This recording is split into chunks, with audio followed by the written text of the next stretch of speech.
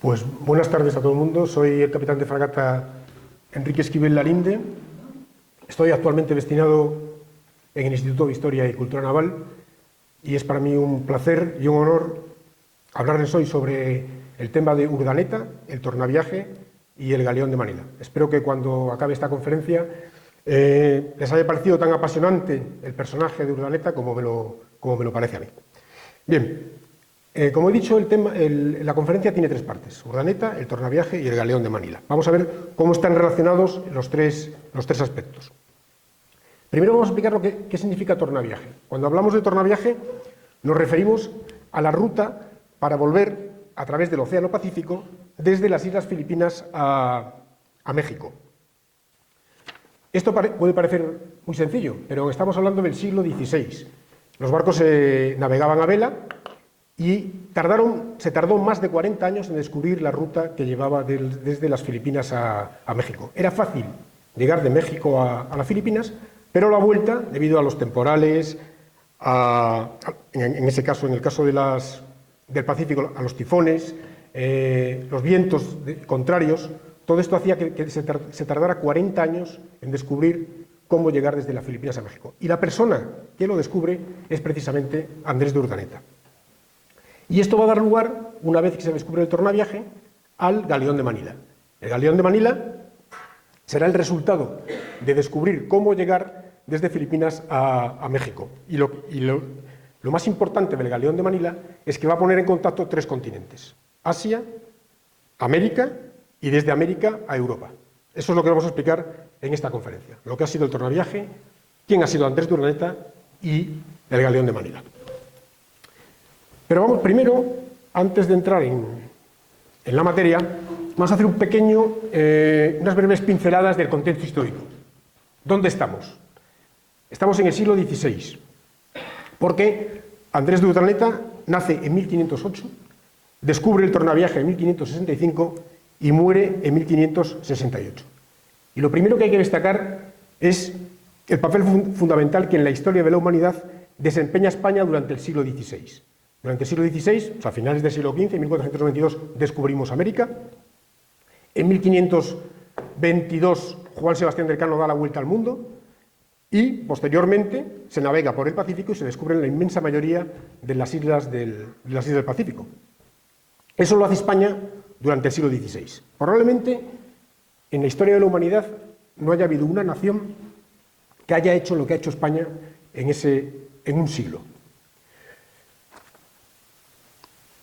Además, y mejor que hablar de España, tal vez sea hablar lo que es la monarquía hispánica, porque España como tal, en el siglo XVI, podía ser una parte, pero la monarquía hispánica era más.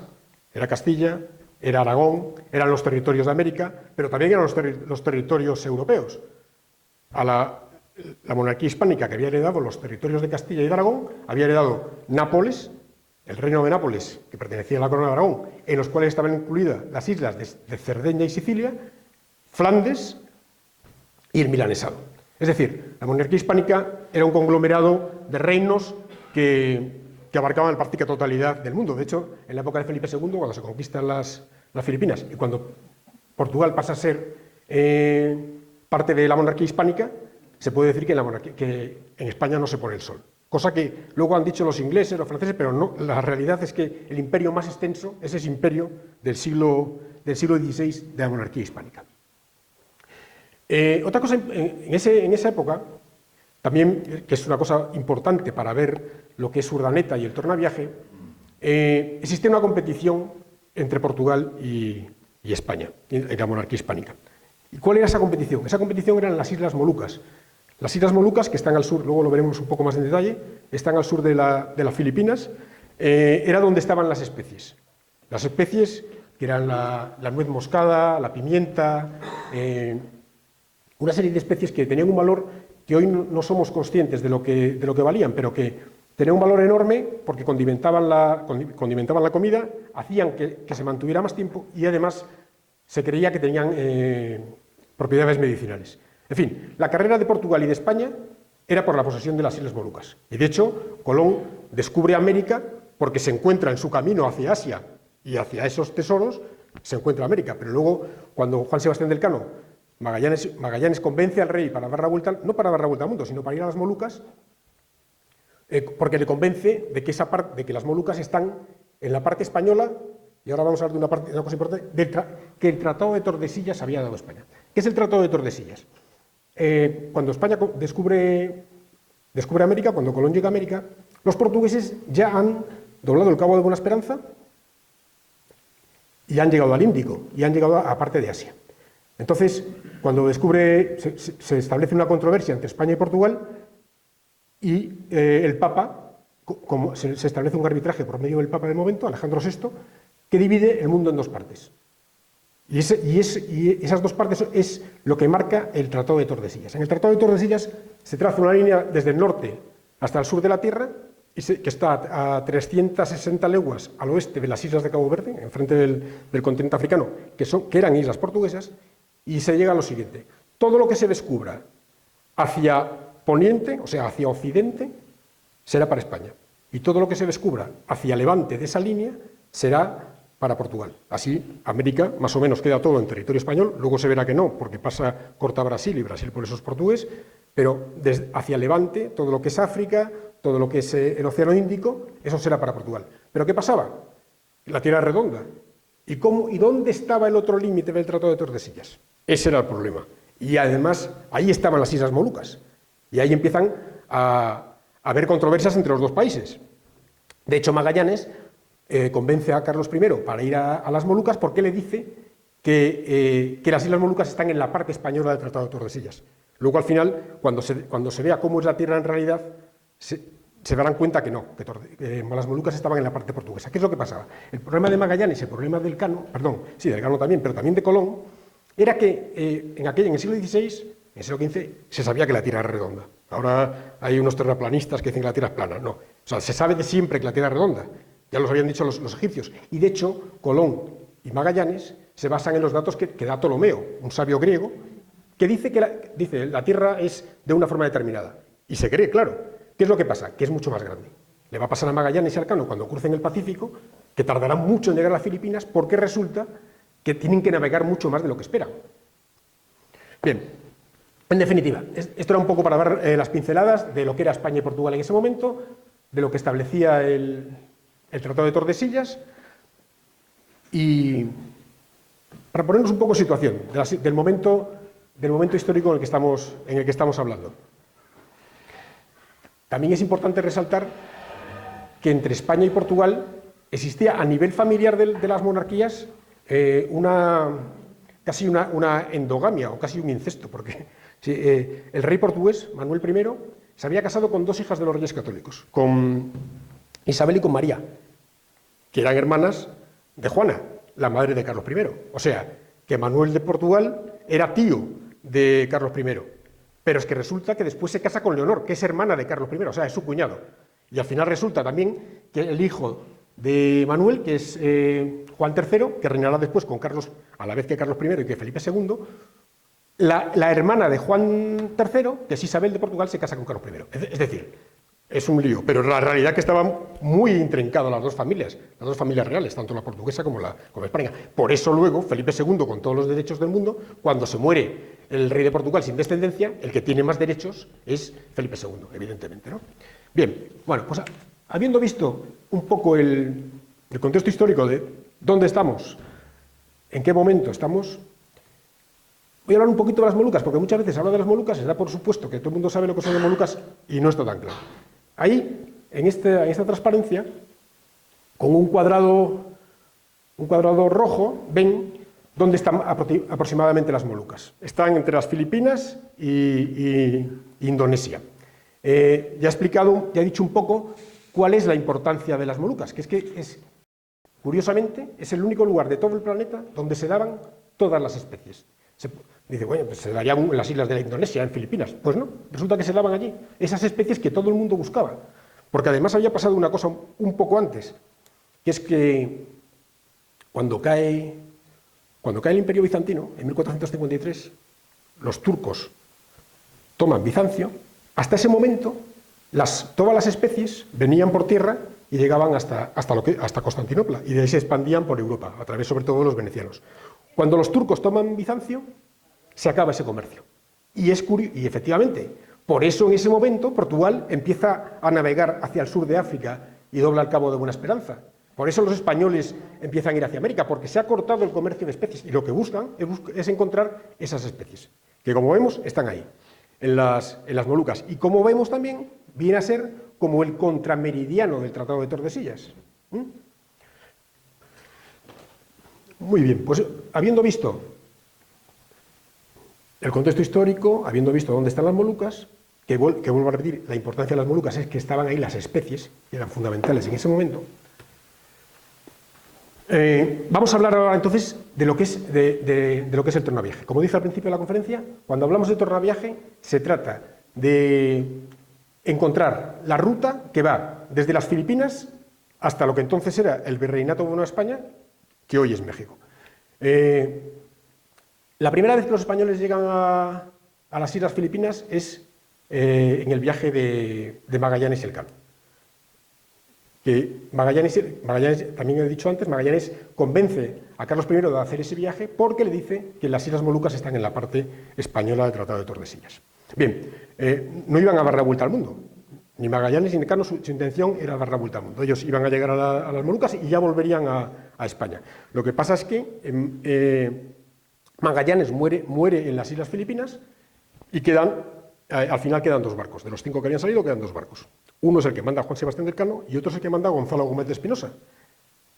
Es burgalés, es de Espinosa de los Monteros. Estos 2 señores, una vez que muere Magallanes, una vez que cargan los barcos con las especies, están los portugueses al lado, al acecho, para tomar los prisioneros. Entonces cada uno decide ir por un sitio. Elcano va hacia Occidente y posteriormente por eso dará la vuelta al mundo, y Gonzalo Gómez de Espinosa va a volver por el Pacífico, va a intentar volver desde las Filipinas hasta México, pero fracasa. Y así va a pasar, estamos hablando del año 1522, así van a pasar más de 40 años. Durante esos 40 años, la corona española intenta, primero, establecerse en Filipinas, porque ya lo había hecho Elcano, y además cuando Elcano vuelve a España, llega con unas condiciones. Los reyezuelos filipinos han firmado que ellos van a obedecer a Carlos I y están encantados de ser españoles, pero entonces hay que llegar allí, claro. Entonces se establecen varias expediciones. La primera será en la segunda vez que va a ir Juan Sebastián de Elcano con Loaiza, pero ahí va a entrar Urdaneta, así que lo vamos a dejar un poco para después. Pero como vemos ahí en la transparencia, hay muchos intentos. Por ejemplo, el de Álvaro de Saavedra, que lo manda Hernán Cortés para que vaya a Filipinas, y ya digo, de México a Filipinas se va prácticamente por una derrota es un rumbo en la mar muy fácil, y se llega fácilmente con los vientos, pero luego volver era muy difícil. Ya ahí tienen varios nombres, Villalobos, Urdaneta, Urdaneta es el que consigue, Saavedra, Ortiz de Reyes, todos esos van a fracasar en su intento de volver desde las Filipinas a México. Y entonces aparece el personaje principal de esta conferencia, que es Andrés de Urdaneta. Bueno, vamos a hablar un poco de su vida. Andrés de Urdaneta es una de las personas, yo creo que desgraciadamente muy desconocida, y dentro del censo de navegantes, de descubridores, de personas fundamentales para la historia de la humanidad del siglo XVI españolas, Urdaneta es uno de los más importantes, pero es verdad que tenemos a Juan Sebastián de Elcano, tenemos a Hernán Cortés, tenemos a Pizarro, son mucho más conocidos que Urdaneta, pero Urdaneta realmente logrará cómo volver desde Filipinas a México, que es uno de los aspectos importantísimos de la historia, no solo española, de la historia de la humanidad. Bien, Andrés de Urdaneta nace en Villafranca de Oria, en Guipúzcoa, hoy es Ordicia, nace en 1508. Seguramente las familias de Elcano y de Urdaneta estaban relacionadas, vivían cerca, eran más o menos familiares. El padre de Urdaneta era alcalde de Villafranca de Oria. Entonces, pero él estaba, como no era el hijo mayor, se había pensado en él para la religión. Pero a él le gustaba la matemática, le gustaba la astronomía. Entonces, cuando se entera, Juan Sebastián de Elcano sale con Magallanes en 1519 y tarda 3 años en dar la vuelta al mundo. Vuelve a España en 1522. después de haber pasado un viaje horrible en el tránsito por el Pacífico. Pero curiosamente, solamente 3 años después, en 1525, el rey Carlos I quiere que se vuelva a ir a las Filipinas, porque no se ha hecho, se ha llegado allí, pero no se ha establecido nada. Entonces manda otra flota, una flota de 7 barcos al mando de Loaiza, y de segundo va Juan Sebastián del Cano. Pues Urdaneta, por todos los medios, tenía solamente 17 años, consigue meterse en la expedición de Juan Sebastián del Cano, se mete en el barco de Juan Sebastián del Cano, y Juan Sebastián del Cano lo toma un poco como su aprendiz, que va a aprender todo lo que él sabe. Y efectivamente, durante esa navegación, que va a ser, sale de La Coruña en 1525, la navegación va a ser un desastre. Salen 7 barcos, cuando vuelven a pasar el estrecho de Magallanes, y cuando llegan al Pacífico, que se había llamado Pacífico porque Magallanes, cuando fue la primera vez con Juan Sebastián Elcano, se encontró el mar muy pacífico, pues cuando resulta que cuando llega a Loaiza, en el segundo viaje, hay unos temporales tremendos y se hunden 6 barcos. Solo quedará un barco, Loaiza muere, Elcano también muere, y solo quedará un barco que llegará a las Filipinas. En ese barco va Urdaneta. Ya digo, ahí ya tendría 18 años, pero Urdaneta desde el principio muestra una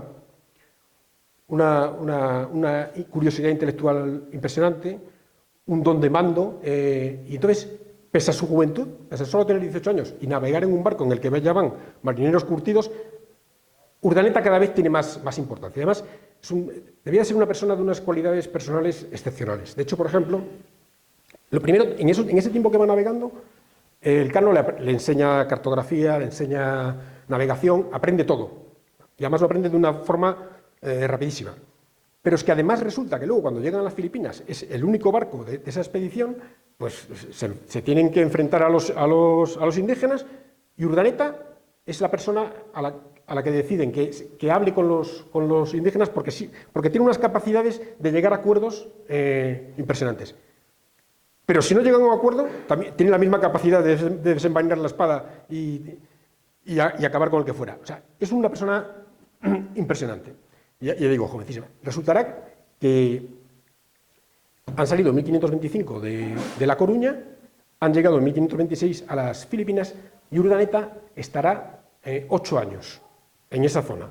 Olvidado, los que han llegado con el barco de Urdaneta, están en las Molucas, entre las Molucas y las Filipinas, que están los portugueses allí, están enfrentándose a los portugueses, porque los portugueses no querían que hubiera ningún español allí, se tienen que enfrentar a los indígenas. Es decir, son 8 años realmente impresionantes, de los cuales no se sabe nada. Se sabe, por ejemplo, que volverá él con una hija, y de hecho están allí como perdidos de la mano de Dios, porque además resulta que en 1529, o sea, 3 años después de que llegaran ellos a las Filipinas, Carlos I había llegado a un acuerdo con los portugueses, por lo cual les cedía las Molucas, y entonces dice, bueno, venga ya, venga, para los portugueses. Pero los que están en las Filipinas nunca les llega esa noticia, les llega 8 años después, que es cuando ya entonces le dicen los portugueses, vamos, pasa un poco, tú que me has contado en Valer, esos fueron los últimos de Filipinas, pero los primeros de Filipinas, en Valer, que fueron los últimos de Filipinas, que los filipinos decían, oiga, que España ha firmado la paz con Filipinas, que se han rendido,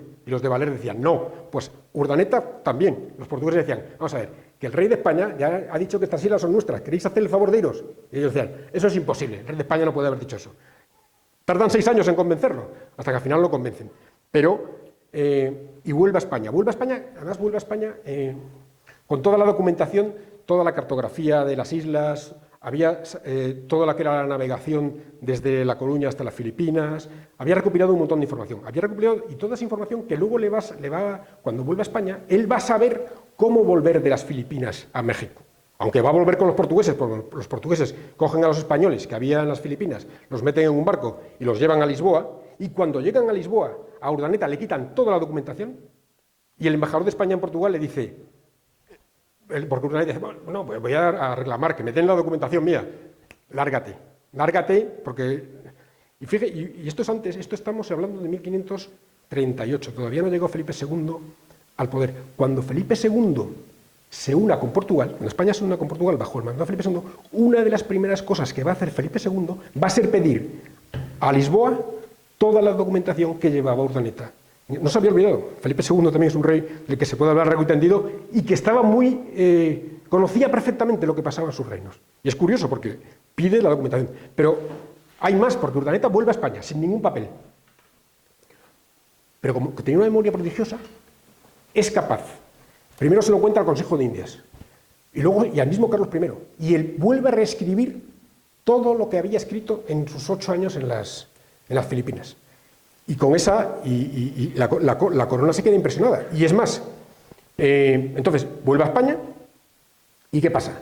En ese momento en España estaba Alvarado, uno de los capitanes de Hernán Cortés, que estaba en España pero que iba a volver a México, y que además Hernán Cortés pretendía ya España, para ir de España a las Filipinas, ya se desecha el paso por el estrecho de Magallanes, porque es horrible, se tarda muchísimo tiempo, es una barbaridad, y entonces se decide, lógicamente, que los barcos españoles que quieran ir a Filipinas saldrán de México. Y ahí estaba Hernán Cortés. Entonces Hernán Cortés le propone a Alvarado que se lleve a Urdaneta, que vuelva a México, y que entonces va a hacer una expedición para ir a Filipinas. Pero ¿qué es lo que pasa? Que cuando llega Alvarado con Urdaneta a México, resulta que hay una rebelión de los indios chichimecas en el norte de México, lo que era Nueva Galicia.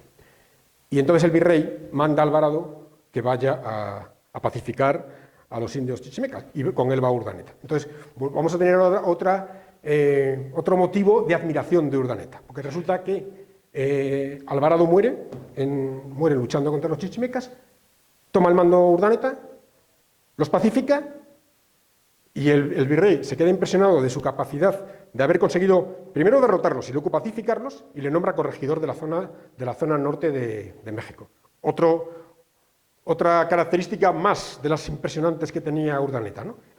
Aprende leyes, porque el corregidor era como el gobernador de los ayuntamientos de esa zona, era el representante de la justicia española, ¿no? Bien, posteriormente el virrey de México le dará más encargos, porque ve que es una persona impresionante, y él se había traído una hija en ese viaje de las Molucas, de las Molucas a Lisboa y de Lisboa a España. Con él venía una hija suya, que la lleva a Villafranca de Ordicia. Cuando se entera en México que su hija se ha casado, entonces se mete dominico. Se mete fraile dominico y se hace sacerdote.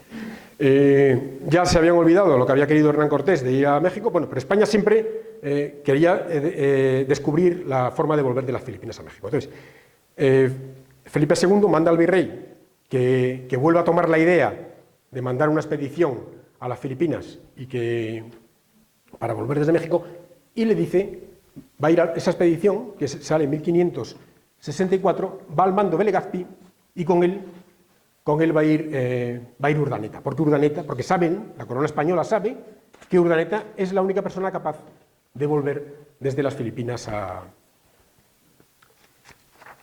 México. Y entonces pasamos a otra de las partes principales de esta exposición, que es cómo Urdaneta descubre el tornaviaje, o cómo lo hace, cómo lo lleva a cabo, porque descubrirlo él ya lo había pensado. Bien.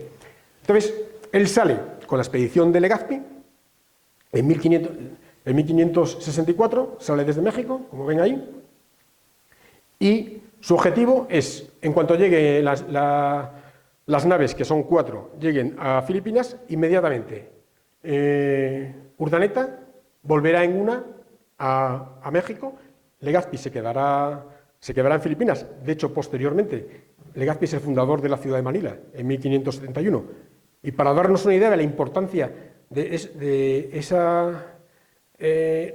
España en ese momento, la batalla de Lepanto también es en 1571.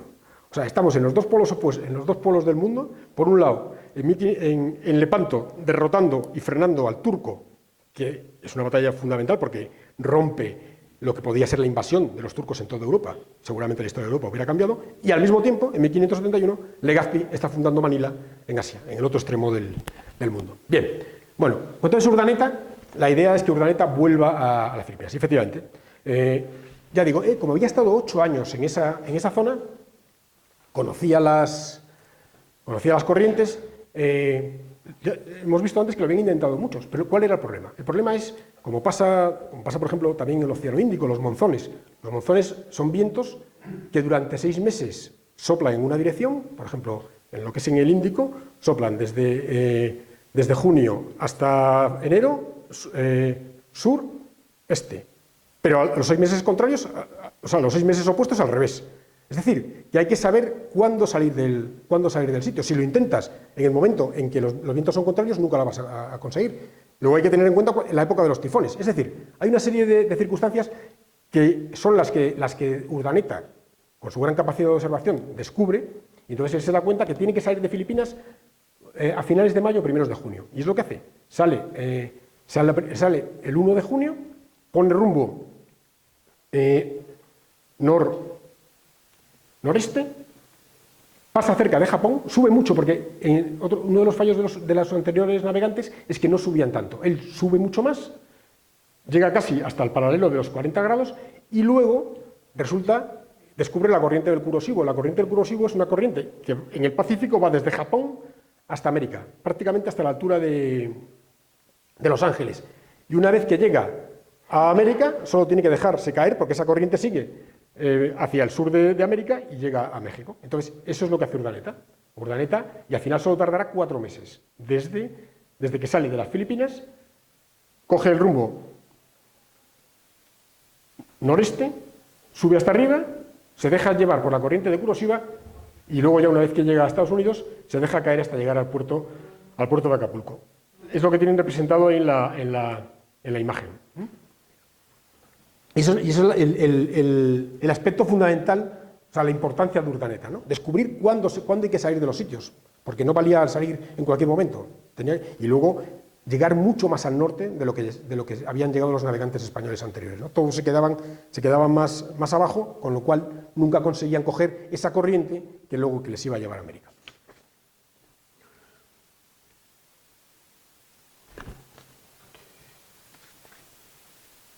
Y entonces ya llegamos a lo que es el Galeón de Manila. O sea, una vez que hemos hablado del tornaviaje, Urdaneta, ¿a qué da lugar? Pues esto da lugar, el descubrimiento del tornaviaje da lugar al Galeón de Manila. El Galeón de Manila, en realidad, más que un barco, nos estamos refiriendo a una ruta comercial. Es una ruta comercial que, como también mencioné antes, une Asia, desde las Filipinas, América, porque llega al puerto de Acapulco, en el México del Pacífico, por tierra pasa hasta Acapulco, hasta Veracruz, perdón, en el Caribe, y de allí a España. Todas las mercancías que lleva el Galeón de Manila. Eso va a ser el efecto fundamental de descubrir el tornaviaje, que se pone en contacto 3 continentes, Asia, América y Europa. Tampoco fue, y otra cosa importante es que esta ruta comercial dura 250 años, porque Urdaneta lo hace en 1565 y va a durar hasta 1815. Son 250 años exactos. En 1815 es cuando México se independiza de España y el Galeón de Manila deja de funcionar. No fue solo un galeón, se llama el Galeón de Manila, también se conoció como el Galeón de la China o la nave de la China. No fue solo galeón, allí está representado un galeón, pero a lo largo, claro, durante los 250 años el barco fue evolucionando. Hubo fragatas, hubo navíos, hubo diferentes tipos de barcos. Pero bueno, se conoció como el Galeón de Manila. ¿Y qué llevaba el Galeón de Manila? Porque el Galeón de Manila llevaba multitud de productos, productos de la China, por ejemplo, la seda, la porcelana. Es a partir de entonces cuando se ponen de moda, por ejemplo, los mantones de Manila, que no son de Manila, que son mantones que hacen los chinos.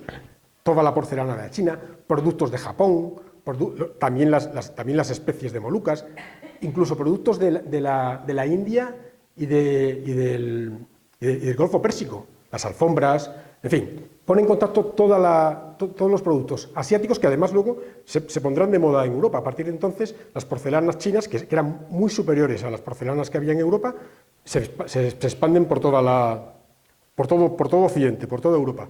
Dio lugar a un tráfico económico importantísimo. En aquellos momentos, ya digo, Manila era un emporio una ciudad.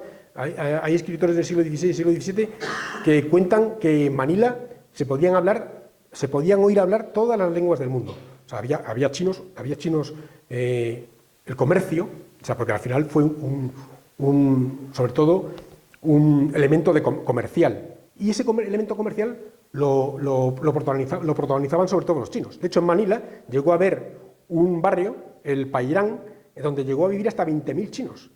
Y era como Chinatown, y además los españoles, que eran muchísimos menos, les dejaban que tuvieran sus leyes, lo único que los controlaban un poco, ¿no? Pero llegaron a controlar, a controlar todo el... Fue importantísimo económicamente para China, porque además luego pasaba, aquí hemos visto todos los productos que de Filipinas llegaban a México y luego embarcaban con las flotas de Indias a Cádiz y Sevilla y se expandía por Europa. Pero había también un comercio al revés, el que iba desde México, porque el galeón llegaba a Acapulco, estaba unos meses con una feria. Acapulco también era las ferias de Acapulco eran también impresionantes, y luego volvía con todo ese dinero que se había ganado con la venta de los productos, volvía a Asia, a Filipinas. Lo más importante que llevaba era plata, toda la plata que había producido la venta de los productos, tal. Pero también llevaba, por ejemplo, vacas y caballos, que no los había habido en Asia antes, y luego llevaba productos americanos que habían llegado a Europa antes, pero que luego llegaban a Asia, por ejemplo, el tomate, la patata, el maíz, que cambió también radicalmente todo el consumo de productos y palió muchísimas hambrunas en Asia, que hasta entonces solo vivían del arroz. La patata y el tomate fueron fundamentales, y eso fue a través del galeón de Manila. Y con la plata que llegaba, se había vendido todos los productos en Acapulco. Esa plata volvía a Filipinas, se la quedaban los comerciantes, una buena parte es los comerciantes chinos, que luego iban a comprar el producto a China. Y esa plata, de hecho, en el siglo XVI y siglo XVII, la moneda fundamental de Asia era la moneda española. Los chinos no aceptaban, en la dinastía Ming, no aceptaban otra moneda que no fuera china si no era la española. O sea, da igual, inglesa, francesa, holandesa, solo aceptaban la moneda española. Y llegó a ser una moneda de curso, porque además, como era una plata mucho más rica que la que tenían los chinos, porque los dos teníamos la plata de México y de Perú, fue impresionante. Tuvo una influencia brutal en lo que es China. Y luego, también unos datos sobre el galeón de Manila. En esos 250 años de comercio ininterrumpido entre Asia y América, solamente se perdieron 4 barcos en combate con el enemigo. En 250 años, que se dice pronto. Y de hecho, por ejemplo, en el siglo XVI se perdió uno. En el siglo XVII no se perdió ninguno. En los años 1600. Que aquí nos lo vendemos como los años de la decadencia española. Bueno, pues en todo el siglo XVI, ningún barco, ningún galeón de Manila, de Filipinas a América y de América a Filipinas, fue tomado por ningún pirata, ni inglés, ni francés, ni holandés. También es cierto que por eso, durante esos siglos, se habla del Pacífico como el lago español. Porque es verdad que nadie nos podía torcer la mano en lo que era el Pacífico. Y de hecho, si ponemos una banderita española en todas las islas del Pacífico, descubiertas por españoles, el Pacífico es un sitio donde está todo lleno de banderas españolas. El problema es que muchas de esas islas, que se le daban nombres, luego resultaba que no se sabía exactamente dónde estaban, pero con un tanto por ciento muy elevado de probabilidad, todas las islas, el primer occidental que puso el pie en cualquier isla del Pacífico fue un español durante el siglo XVI y XVII. Ya digo, durante los 250 años, solamente 4 veces un barco enemigo tomó a un galeón de Manila, que por otro lado, el galeón de Manila, que a veces era un barco y a veces eran 2, iba muy poco armado. Primero porque no había casi enemigos, y segundo porque los cañones quitaban espacio a los materiales de los que se sacaba dinero. Además, había un sistema que en Filipinas, cada tenía 1 metro cúbico, vamos a decirlo así, para poder meter mercancías. Ya los chinos se encargaban de meter en el metro cúbico lo que hiciera falta. Y ganaban muchísimo dinero. Luego resultaba que el que tenía más dinero compraba de los ayuntamientos de esa zona. Era el representante de la justicia española, ¿no? Bien, Posteriormente el virrey de México le dará más encargos, porque ve que es una persona impresionante, y él se había traído una hija en ese viaje de las Molucas, o sea, sí, de las Molucas a Lisboa y de Lisboa a España. Con él venía una hija suya, que la lleva a Villafranca de Ordicia. Cuando se entera en México que su hija se ha casado, entonces se mete dominico. Se mete fraile dominico y se hace sacerdote. Ya se habían olvidado lo que había querido Hernán Cortés de ir a México, bueno, pero España siempre quería descubrir la forma de volver de las Filipinas a México. Entonces, Felipe II manda al virrey que vuelva a tomar la idea de mandar una expedición a las Filipinas para volver desde México, y le dice, va a ir a esa expedición, que sale en 1564, va al mando de Legazpi, y con él va a ir Urdaneta. ¿Por qué Urdaneta? Porque la corona española sabe que Urdaneta es la única persona capaz de volver desde las Filipinas a México. Y entonces pasamos a otra de las partes principales de esta exposición, que es cómo Urdaneta descubre el tornaviaje, o cómo lo hace, cómo lo lleva a cabo, porque descubrirlo él ya lo había pensado. Bien. Entonces, él sale con la expedición de Legazpi en 1564, sale desde México, como ven ahí, y su objetivo es, en cuanto lleguen las naves, que son 4, lleguen a Filipinas, inmediatamente Urdaneta volverá en una a México.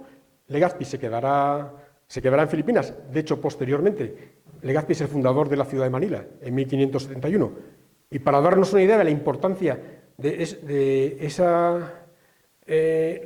España en ese momento, la batalla de Lepanto también es en 1571.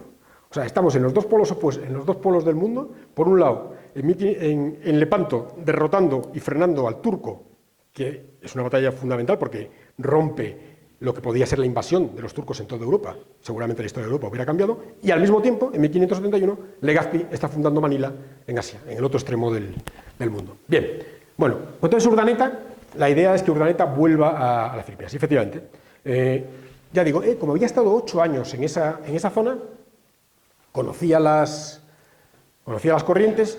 Hemos visto antes que lo habían intentado muchos, pero ¿cuál era el problema? El problema es, como pasa por ejemplo también en el Océano Índico, los monzones. Los monzones son vientos que durante 6 meses soplan en una dirección. Por ejemplo, en lo que es en el Índico, soplan desde junio hasta enero, sur, este. Pero a los 6 meses contrarios, o sea, los 6 meses opuestos al revés. Es decir, que hay que saber cuándo salir del sitio. Si lo intentas en el momento en que los vientos son contrarios, nunca lo vas a conseguir. Luego hay que tener en cuenta la época de los tifones. Es decir, hay una serie de circunstancias que son las que Urdaneta, con su gran capacidad de observación, descubre, y entonces él se da cuenta que tiene que salir de Filipinas a finales de mayo o primeros de junio. Y es lo que hace. Sale el 1 de junio, pone rumbo noreste, pasa cerca de Japón, sube mucho, porque uno de los fallos de los anteriores navegantes es que no subían tanto. Él sube mucho más, llega casi hasta el paralelo de los 40 grados, y luego descubre la corriente del Kuroshio. La corriente del Kuroshio es una corriente que en el Pacífico va desde Japón hasta América, prácticamente hasta la altura de Los Ángeles. Y una vez que llega a América, solo tiene que dejarse caer, porque esa corriente sigue hacia el sur de América y llega a México. Entonces, eso es lo que hace Urdaneta, y al final solo tardará 4 meses, desde que sale de las Filipinas, coge el rumbo noreste, sube hasta arriba, se deja llevar por la corriente de Kuroshio, y luego ya una vez que llega a Estados Unidos, se deja caer hasta llegar al puerto de Acapulco. Es lo que tienen representado en la imagen. Y eso es el aspecto fundamental, o sea, la importancia de Urdaneta, ¿no? Descubrir cuándo hay que salir de los sitios, porque no valía salir en cualquier momento. Y luego llegar mucho más al norte de lo que habían llegado los navegantes españoles anteriores, ¿no? Todos se quedaban más abajo, con lo cual nunca conseguían coger esa corriente que les iba a llevar a América.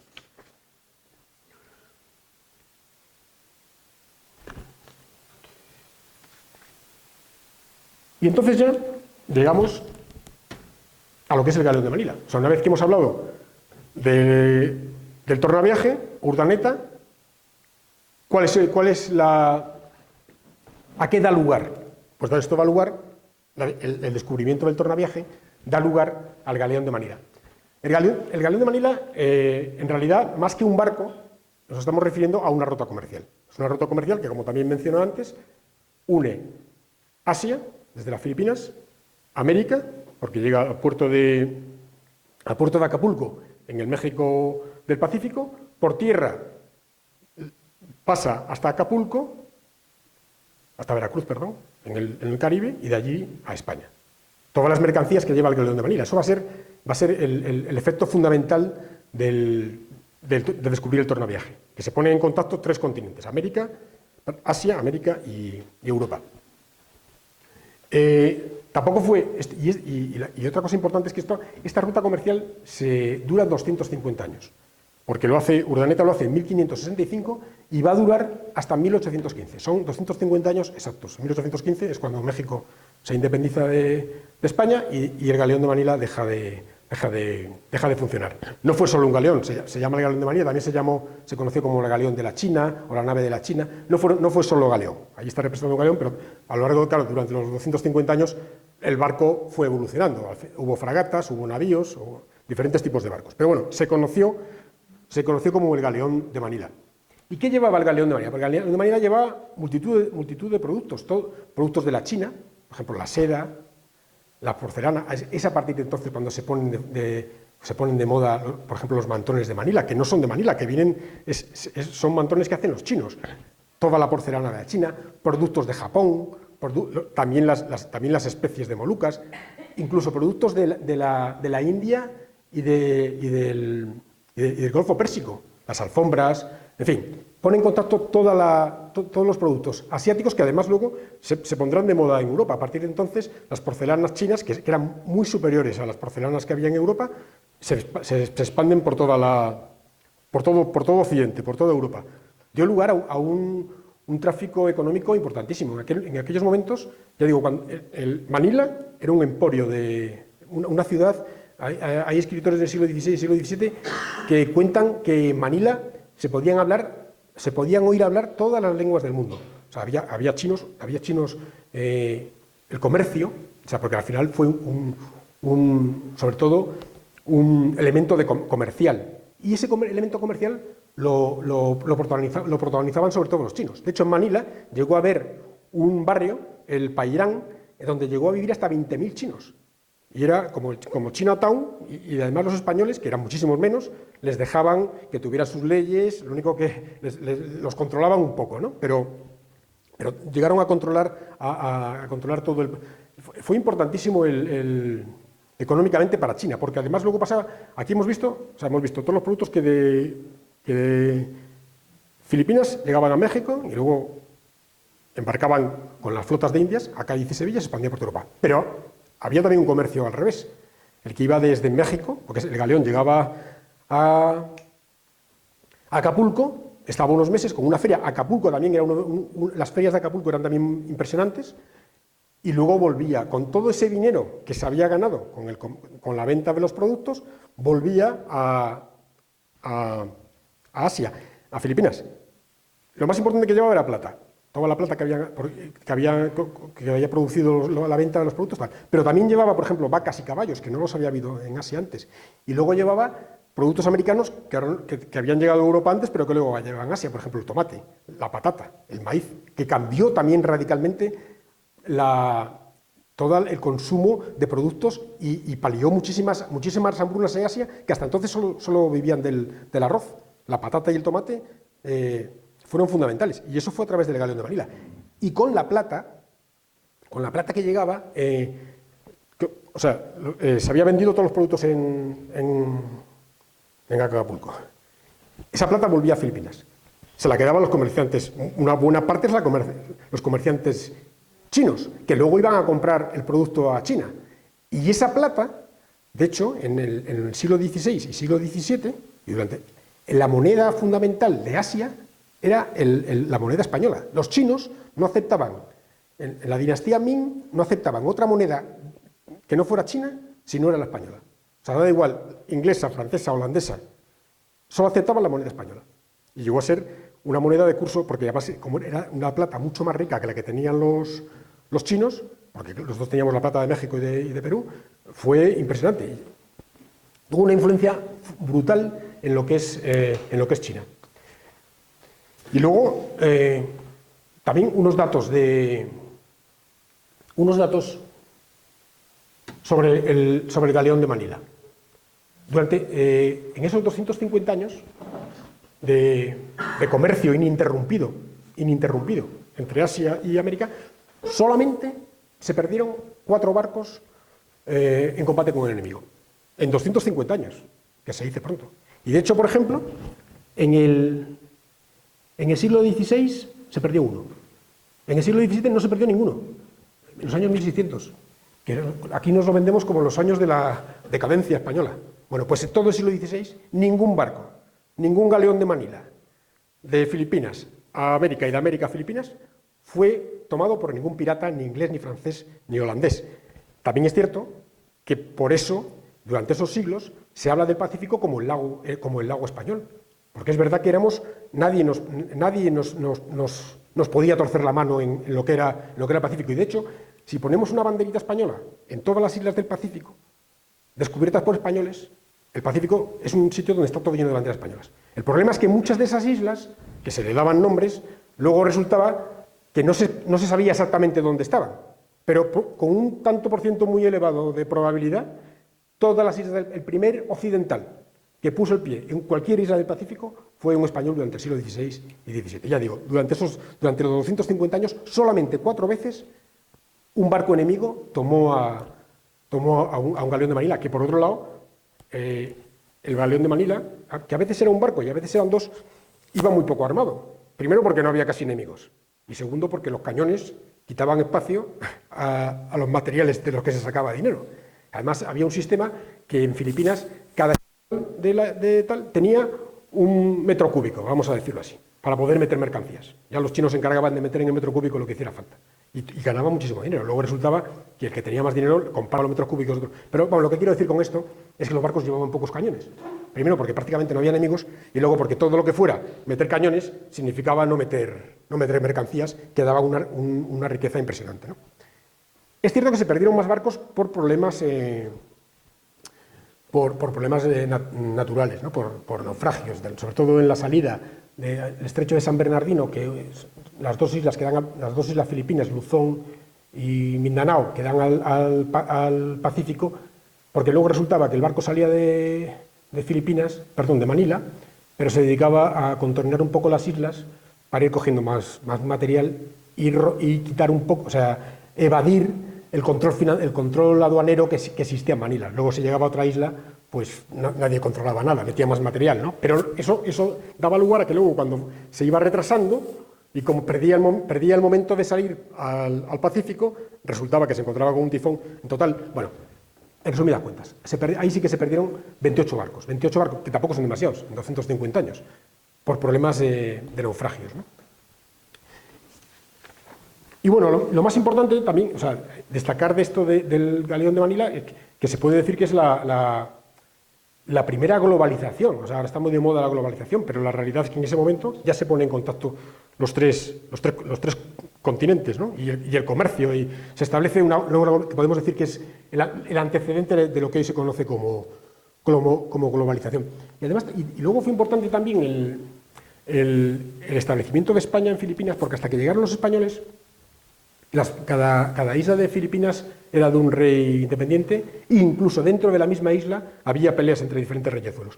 Cuando España se va en 1898 a Filipinas tiene una conciencia de nación, y de hecho los filipinos tienen conciencia de ser una nación. Y esa conciencia de nación se la da España. Y luego también otra cosa importante es que es la única nación católica de todo Asia, que también es nuestra. Luego, si vemos los nombres de los filipinos, pues como me contabas, efectivamente los nombres la mayoría son españoles. Desgraciadamente se ha perdido el español, hay muy pocas familias, normalmente familias, pero cada vez se va perdiendo más, pero la clase dirigente filipina hasta hace poco sí que hablaba español, pero luego hay muchas palabras españolas muchas palabras filipinas que son españolas, porque ellos no tenían ese concepto. Por ejemplo, los cubiertos, lo que es el tenedor, la cuchara, el cuchillo, ellos como no tenían eso, ellos lo siguen llamando así, ¿no? O la silla, la mesa, en fin. Con esto, pues hemos llegado al final de la conferencia. Espero que les haya parecido interesante, que sientan el mismo entusiasmo que siento yo como un personaje como Urdaneta, que es realmente, nos podemos sentir orgullosos de españoles de ese momento, y bueno, la importancia de España y de la monarquía hispánica en la historia de la humanidad, que yo creo que es para sentirnos muy orgullosos. Y nada más, esto es todo.